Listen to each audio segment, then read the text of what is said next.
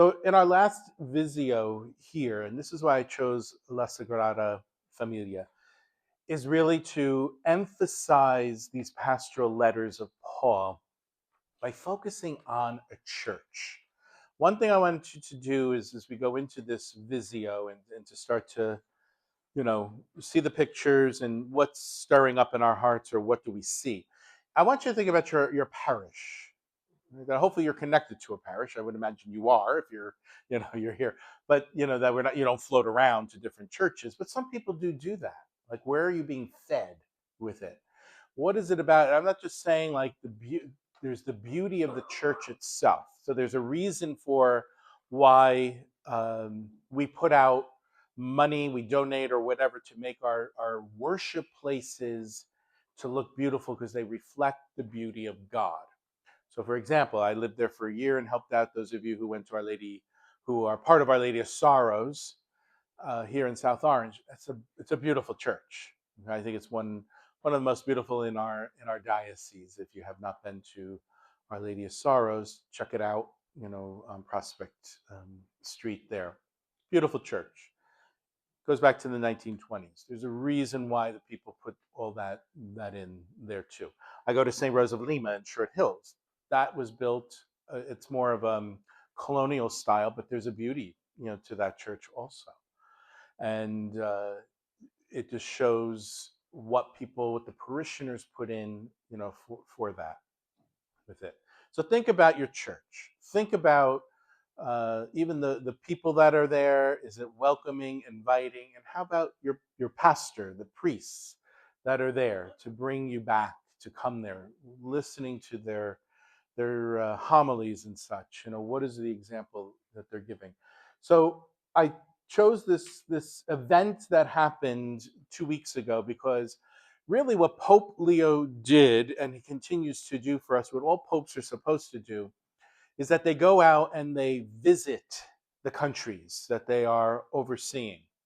Because very much like Timothy and Titus experienced with Paul, they were going to visit to say, how you doing with the faith? Are you living it? What's going on? What are your complaints? What do I need to hear?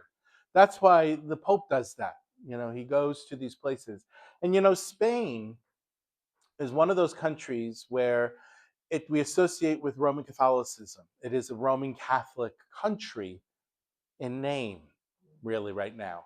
It's not being practiced as much. And that's just not in Spain, but all over Europe. We're seeing a decline in Catholicism, although we are also seeing a surge, right? And I don't want to, in Catholicism. That's what we were told. I mean, you saw that around the time of Easter. Well, how many people are coming into the church? And that's what I saw in this visit. 1 million people came out to the Mass, lined all the streets for the Pope to come. He got a standing ovation when he went to the Parliament in Spain. Many who are consider themselves either agnostic or atheists. I was told that the Prime Minister is atheist.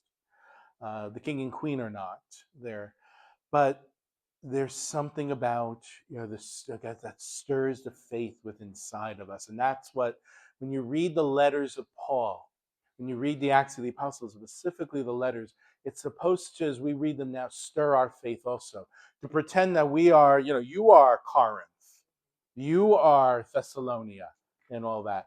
What is he saying there to those people that we need to hear today? That's why those letters that are read always on Sunday, it's the second reading, is a reminder to us that, there might be to a letter to the Romans, but we are, the Romans today, and that need to hear that. So what is the message that needs to be heard with that?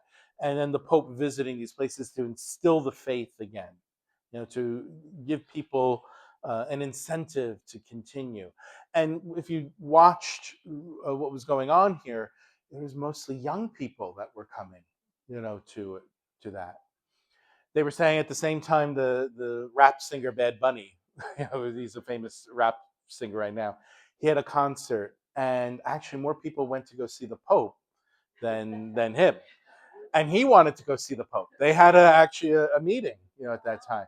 So it just shows us what what these the letters were about and what they continue to do for us. So let's, as you take a look at these pictures here, let me first tell you a little bit real quick about Antoni Gaudi.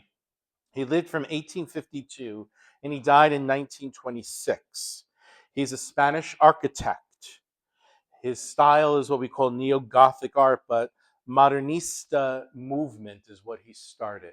When I look at his work, I think of the famous painter Salvador Dali, who comes from this area where he's from also. And they sort of, Dali was probably a young kid when he was an older man, but they probably crossed a little bit there. His famous work is what you're seeing right here in front of you, the Sagrada Familia.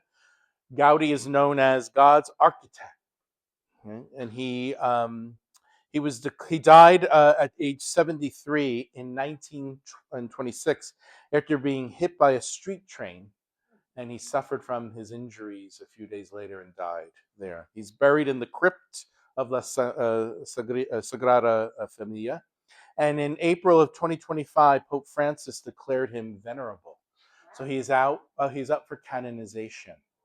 So at the same time, the reason why the Pope went at this time, it was June 10th, 2026, that he visited here and blessed the center tower, which is now makes it the tallest.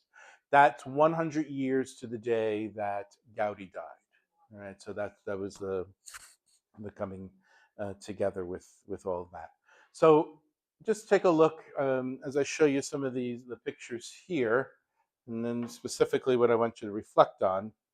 Okay, there's Antoni Gaudi, and there's the Pope who is praying at his tomb 100 years later to the day down in the crypt with it. So now I'm just going to show a few slides of the interior and a little bit of the exterior of the cathedral. So as I'm showing you these pictures, what is it specifically that is captivating you, or what do you see here, or maybe from the letters of Timothy and Titus and all the letters here, presbyters, bishops and the leadership, what is it that sort of comes about with all of this?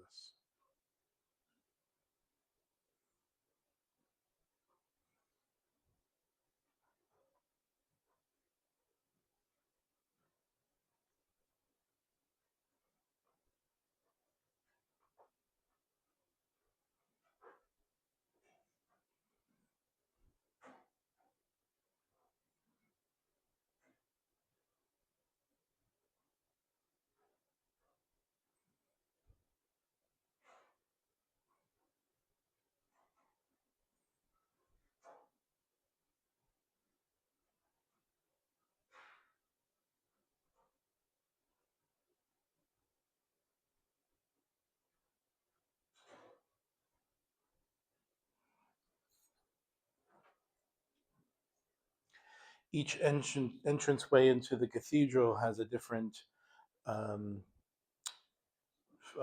focus on the life of Christ. So this would be the birth, there's the crucifixion, and then there's resurrection on the other side. There's four towers that lift up, that are the four evangelists, and in the center, one that the Pope blessed is called the Tower of Jesus Christ, and there's a cross that's put on there. That makes this cathedral the tallest church in the world. What happened there? The cathedral is not done. It continues on. They say that this probably has about another 30 years. Yeah, we all thought it was done, but no, there's still things that have to be done. And Gaudi was told, before he died and all that, when will this be done? He said, my client doesn't have time, doesn't put time limits on my work and all that. So that makes it that it could continue on. I stop on this image here because this is what the cathedral is named after, the Holy Family, Jesus, Mary, and Joseph. So as we bring this to a close, what images, anything looking at those, it's very different in style. Uh, he had an influence, Gaudi, not only on this cathedral, but the whole the city of Barcelona there. You can see homes, government buildings, and streets, things that also have this style here. So he's put his mark on this city.